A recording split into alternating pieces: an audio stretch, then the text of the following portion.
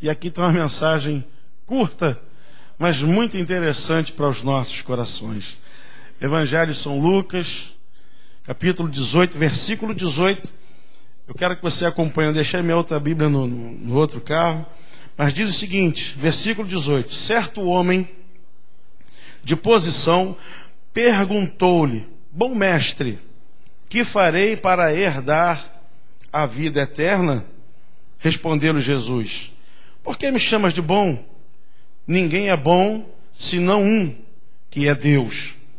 Sabes os mandamentos? Não adulterarás, não matarás, não furtarás, não dirás falso testemunho, honra teu pai e a tua mãe. E replicou ele: Tudo isso tenho observado desde a minha juventude.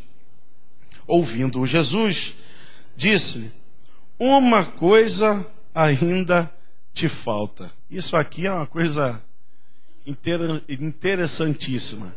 Ele diz assim: uma coisa ainda te falta. Jesus continua dizendo: Vende tudo o que tens, dá-o aos pobres e terás um tesouro nos céus. Depois vem e segue-me. Mas, ouvindo ele estas palavras, ficou muito triste, porque era riquíssimo. Amém, irmãos?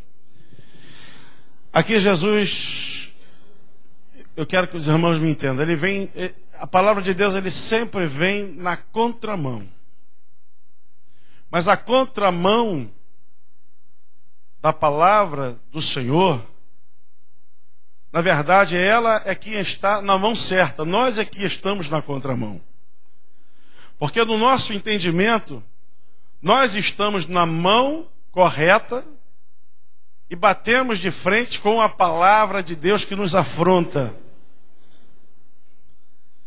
Nesse texto, por demais conhecido, por demais pregado, a Bíblia nos diz, fala de um certo homem, de uma posição da época, um homem muito rico, e Jesus pergunta para ele se ele tem guardado os mandamentos, se ele não tem adulterado, se ele não tem furtado, se ele não está falando mal de ninguém, se ele tem honrado o pai e a mãe. E aquele homem que a Bíblia diz que era um homem muito rico, ele diz assim: sem moleza, Senhor, desde criança eu guardo todos os mandamentos, toda a lei. Primeiro Jesus dá um puxão de orelha nele, que ele vai tentar bajular Jesus, diz assim: Bom mestre. É interessante que nós, a igreja, somos por muitas das vezes igual a esse homem. Chegamos para orar, chegamos diante do Senhor, como se o Senhor não nos conhecêssemos. E Deus, eu lembro de quando Deus olha para Jeremias e diz: Jeremias, antes de que tu fosse formado, eu já sabia o teu nome. Tu tem noção dessa palavra, irmão? Antes de que você fosse formado, o Senhor já te conhecia. Olha para o teu irmão e diz assim: o Senhor te conhece muito bem. Olha para ele e fala assim para ele: Deus te conhece muito bem, meu irmão. Deus te conhece muito bem, minha irmã. E esse homem chega assim: Ô mestre. Aí Jesus, esse camarada, eu sei o que esse camarada quer, né? Bom mestre, disse: por que me chamas de bom? Eu te digo que bom é Deus. Jesus dá logo uma cortada nele, né? E Jesus, tomando a palavra, pergunta se ele tem guardado os mandamentos. Ele disse: tem guardado todos os mandamentos. Mas Jesus nos conhece, como também conhecia aquele homem. E Jesus, conhecendo aquele homem, disse para ele: ainda te falta alguma coisa.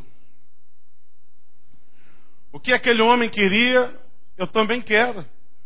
Se você chegar na porta de um estádio hoje aí, que hoje é quarta-feira, é dia de futebol, se você chegar na porta de um bar, se você chegar na frente de um prostíbulo, onde você sair agora, e você perguntar quem quer a vida eterna, todo mundo quer a vida eterna.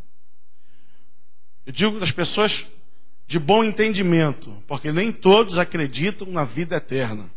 Eu digo isso, nem todos, e até alguns crentes estão deixando de acreditar na vida eterna. E eu estou dizendo para você, e venho reforçar aqui hoje, na autoridade da palavra de Deus e do Espírito Santo, creia na vida eterna com Jesus. Olha para o teu irmão e diz para ele assim, ó, creia na vida eterna com Jesus. Porque a vida eterna a humanidade vai ter. E a Bíblia fala dos dois caminhos. A eterna, né, nos céus, na glória, e a eterna no lago que arde com fogo e enxofre. E esse homem queria a vida eterna. Todos querem a vida eterna. Todos querem morar no céu. Todos querem andar em ruas de ouro. Todos querem estar com o Senhor. Todos querem ter o seu nome escrito com uma pedrinha branca, que só você e ele que sabe. Todos querem. E ele pergunta para Jesus, o que eu posso fazer? O que eu faço para herdar a vida eterna? Infeliz pergunta aquele camarada fez para Jesus. E Jesus, que o conhecia muito bem, e Mateus escreve, no 6º capítulo, no versículo 21, diz que aonde está o teu tesouro, está o teu coração. Né? Aonde está o teu coração, está o teu tesouro. E Jesus, que nos conhece, e Jesus, que conhecia muito bem aquele homem, sabia que o seu coração não estava totalmente, verdadeiramente voltado para a vida eterna. Aí Jesus manda-lhe uma palavra dura, e lhe dá uma palavra difícil de ser ouvida, porque a Bíblia diz que ele era muito rico, e Jesus vira para ele e diz assim, ó, pega tudo o que você tem, pega todo o teu dinheiro, pega todos os teus bens, vende tudo e dá aos pobres. Jesus, queridos, Jesus não tem nada contra a riqueza. Não. Senão Deus não teria feito de Salomão o homem, e a Bíblia diz que não houve e não haveria homem tão sábio e tão rico como Salomão. Da grandeza da sua sabedoria e da grandeza da sua riqueza.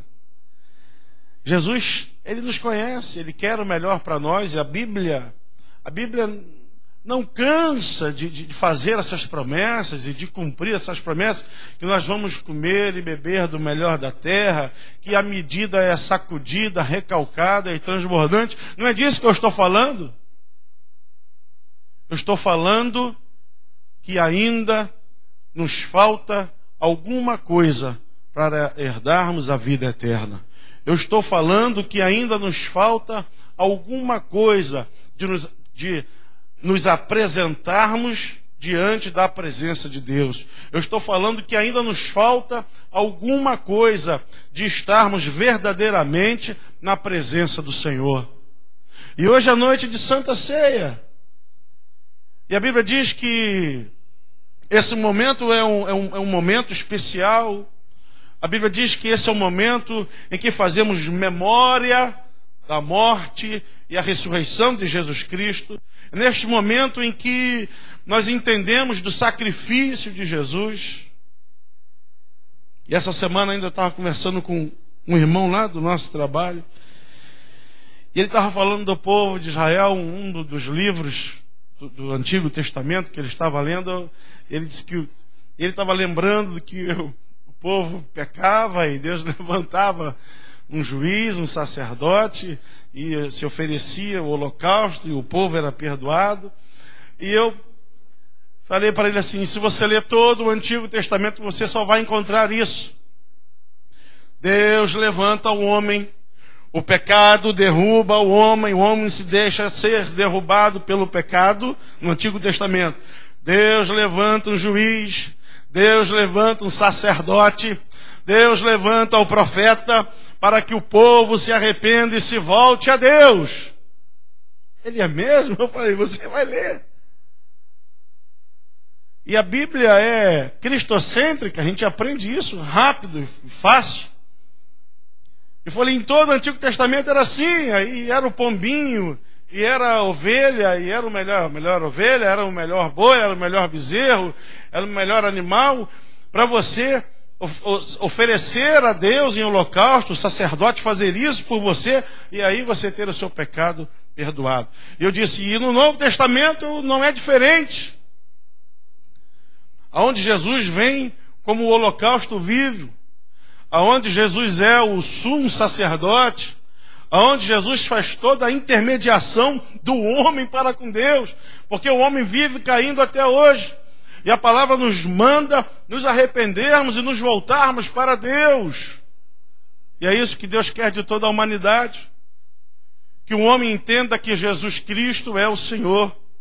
O que Deus quer da humanidade, para o homem voltar a ter a vida eterna, para o homem voltar a gozar o que foi preparado, né? Isso é profundo, foi preparado desde o princípio. Mateus 28, se eu não me engano, fala sobre isso, da volta de Jesus, e fala: vinde benditos de meu Pai, vai separar a direita, a esquerda, as ovelhas à direita, os bodes à esquerda, né? E tem todo aquele texto, e ele disse, vinde benditos de meu Pai, para o reino que vos está preparado desde a fundação. Deus sempre preparou o melhor para nós. Deus sempre teve a vida eterna para nós. Deus não criou, não fez o homem para morrer, não. A finalidade de Deus foi para que o homem vivesse eternamente. Deus não nos criou para morrer. Deus não nos criou para perecer. Deus não nos criou para sofrer, nada disso. Deus nos fez, nos formou e assoprou em nós para que tivéssemos o melhor aqui nessa terra. Mas como eu tenho dito, como eu falei antes, a Bíblia diz que o mundo jaz do maligno. A própria Bíblia diz que virão dias piores, mas Jesus está voltando e está levando a sua igreja. Anteontem, hoje é quarta. Foi ontem, pastor Ricardo? Foi ontem, conversamos, né?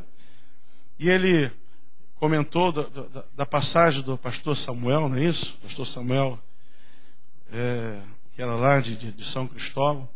E muita gente assim, não foi o caso do pastor Ricardo, mas assim, o crente morreu, o pastor morreu. O crente não morre, irmãos. O crente passa dessa vida para a vida eterna. Crente, que é crente, ele não morre. Crente não experimenta a morte. Crente, ele passa daqui para lá. Passa daqui para a vida eterna. Para o melhor que Deus preparou para cada um de nós. E uma vez o pastor Roberto trouxe uma palavra tão abençoada aqui nessa igreja, nesse lugar. Eu achei interessante porque a palavra fala exatamente sobre isso. Acabou, morreu, acabou, fica tudo aí.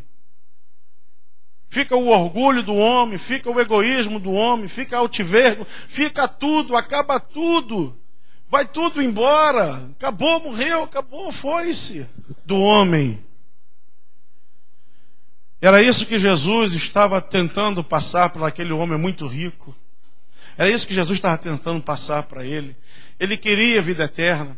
Haviam várias religiões na época, dos saduceus. Enfim, havia muitas pessoas já anunciavam religiões. E eu me lembro que alguns discípulos estavam com Jesus. E quando começou, né, a perseguição de Jesus e aquele burburinho, né, aí Jesus disse: se quiser ir embora, vocês podem ir, vai para lá. Tem aí, um está pregando ali, outro está falando lá, pode ir. Ele disse: Senhor, não. Senhor, só tu tens palavra de vida eterna. Só Jesus estava pregando a vida eterna. Muitos pregam hoje, vai virar uma borboleta. Muitos pregam hoje, né? Vai alcançar, vai virar barata, né? Não pisa na baratinha, não pisa no inseto, não mata uma florzinha, não tira uma florzinha, porque vai virar. Está falando que pode estar pisando na avó dela, no tataravô, e etc. Enfim. Uns acreditam em busca da luz, né? Na próxima. E isso não é de hoje, não. Isso aí é de muitos e muitos anos. Mas Jesus veio pregando uma palavra diferente. Jesus veio trazer ao homem o reino de Deus. Jesus veio anunciar o reino de Deus. E o que é que a Bíblia diz que é o reino de Deus? O reino de Deus. A Bíblia diz que no reino de Deus só há paz, alegria e gozo no Espírito Santo. Jesus veio trazer isso ao homem e o homem não entendeu. Jesus veio anunciar essa paz. Jesus veio trazer essa alegria. Jesus veio trazer o Espírito Santo para ele e eles não entenderam. Ele disse, tá bom, vocês não entenderam? Aí João escreve 1:12, 10:12, mas a todos quantos crerem, para quem crê, se você crer, aí você se torna filho de Deus e participa da vida eterna. Aquele homem já estava ouvindo vários ensinamentos de Jesus.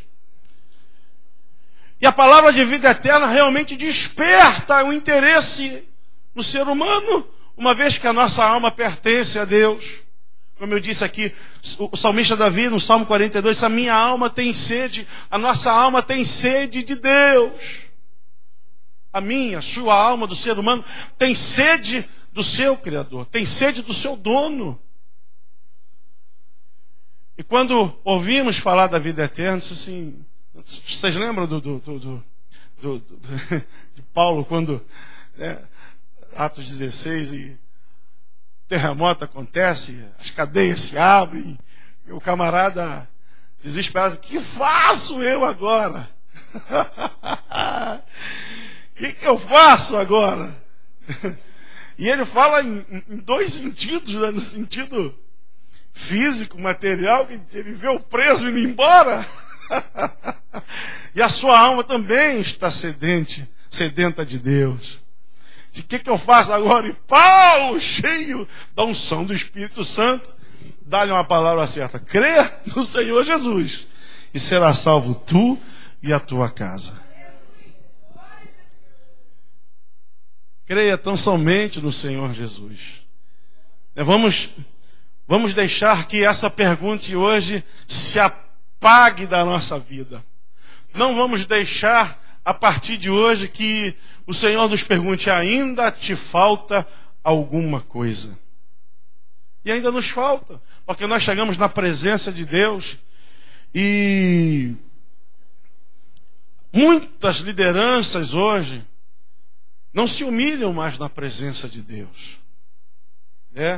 E é como é maravilhoso nós chegarmos diante da presença de Deus e nos curvarmos, nós nos prostrarmos e reconhecer a sua soberania, reconhecermos a sua grandeza, reconhecemos que nós não somos nada, não, somos príncipes, pastor. Não, mas diante de Deus nós somos pó e cinza. Porque Ele é o Senhor, Ele é quem comanda, Ele é quem rege. Eu me lembro de Jó, quando Jó indagava a Deus e queria questionar o Senhor, e o Senhor, né, dá uma palmada em Jó, disse, Jó, acorda aí, onde é que tu estava, rapaz?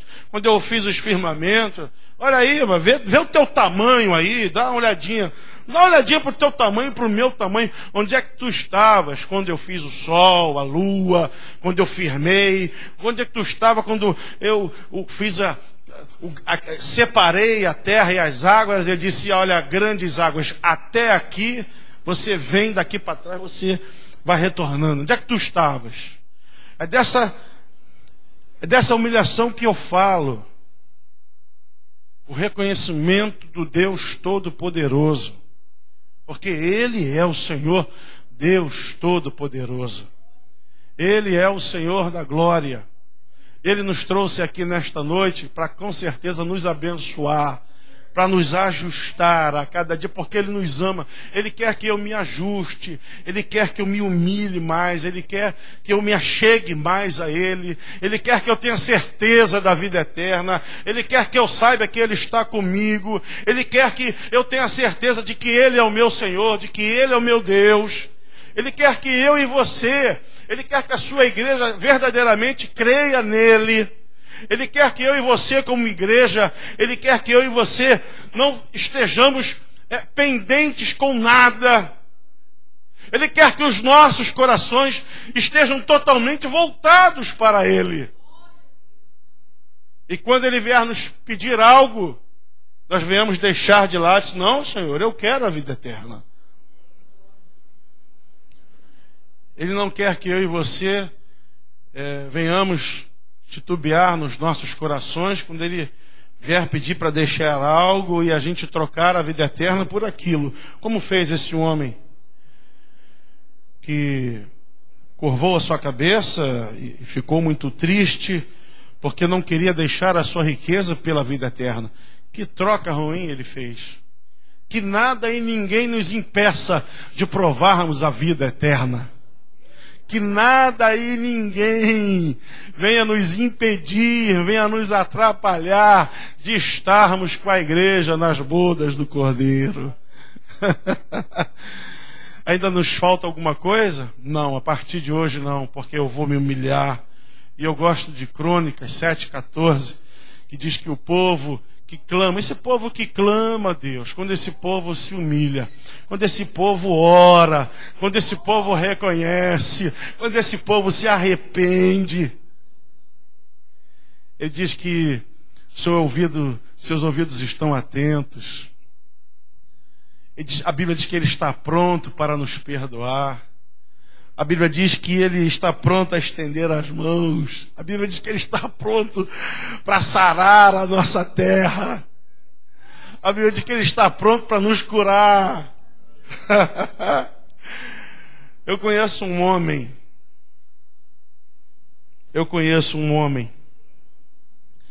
que ele está passando por um momento difícil na sua vida. Sua filha é uma crente. Eu não a conheço.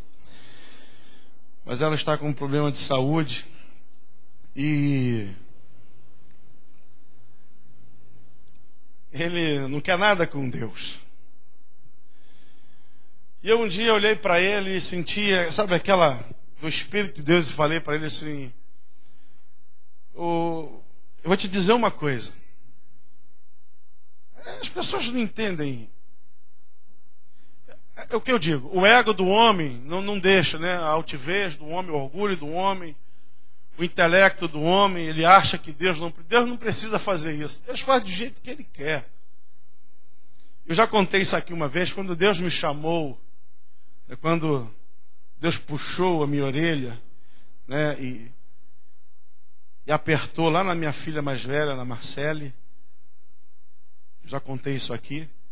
E Marcele teve convulsão aguda com 5 meses de idade. Eu saí correndo para o hospital, né? E um domingo de manhã, minha mãe chegou e disse, olha, é para você estar na escola bíblica dominical uma hora dessa. Eu olhei para ela com raiva de mamãe, mas ela estava sendo um instrumento de Deus, e eu com meu orgulho, né, com a minha altivez, aquela idade abençoada, né, 21 anos, eu sei tudo, eu posso tudo, eu faço tudo, eu não preciso de conselho de ninguém, eu não preciso ouvir ninguém, né? A idade que a gente sabe, mas a gente não sabe de nada até hoje. Aí a gente descobre, pastor Roberto, que quanto mais o tempo passa, quanto mais a idade se passa em nossas vidas, nós entendemos que não sabemos nada. Engraçado que quando temos, e hoje mais ainda, né, chega aos 13, mas quando nós temos 15, 18, 20, 25, a gente pensa que sabe de tudo. E hoje eu tenho 42, faço 43 em outubro, e digo que não sei nada. E eu disse para ele: meu amigo, Deus me chamou dessa forma. Ele disse assim: isso não entra na minha cabeça. Minha filha vai para a igreja, da igreja direitinho.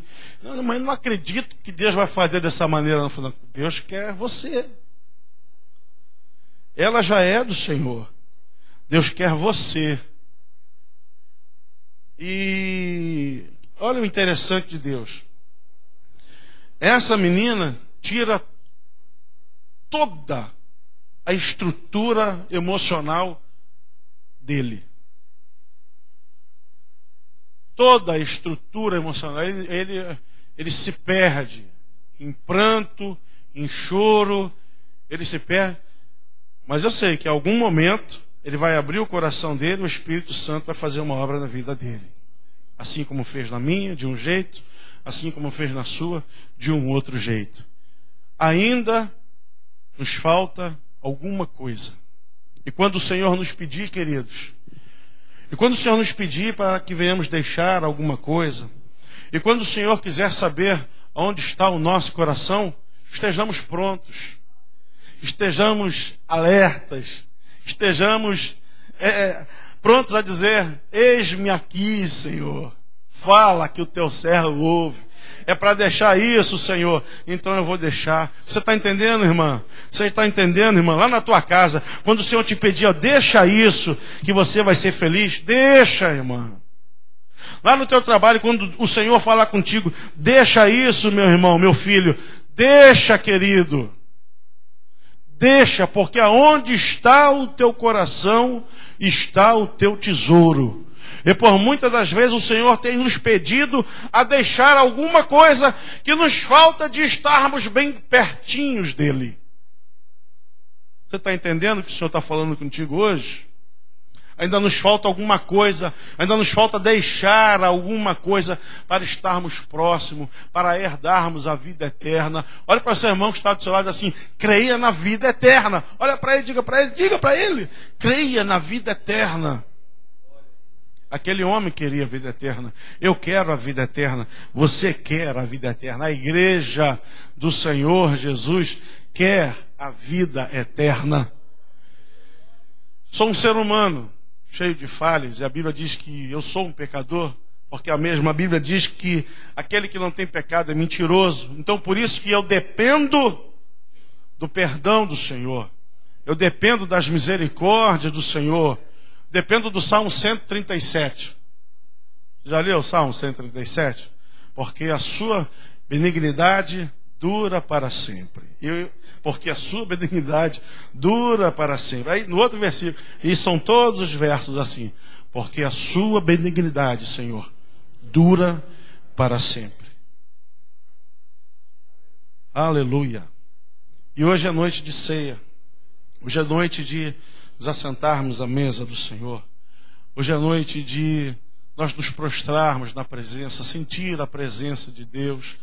Hoje é noite de taparmos as brechas. Hoje é noite de edificarmos os muros. Hoje é noite de nos enchermos da presença do Senhor. Hoje é noite do Espírito Santo nos encher de alegria. Hoje é noite de comunhão. Hoje é noite de comer o pão e beber o cálice, beber o vinho, simbolizando o corpo e o sangue de Jesus, que foi dilacerado, que foi derramado na cruz do Calvário. Isso é o Evangelho, isso é o reino de Deus. É para isso que nós estamos aqui hoje, para celebrarmos a Santa Ceia do Senhor. Quantos podem dizer amém? Amém. Pastor Roberto, olhe para o seu irmão e diga para ele mais uma vez: creia na vida eterna. Coloquemo-nos de pé diante do Senhor, irmãos. Aleluia. Jesus pediu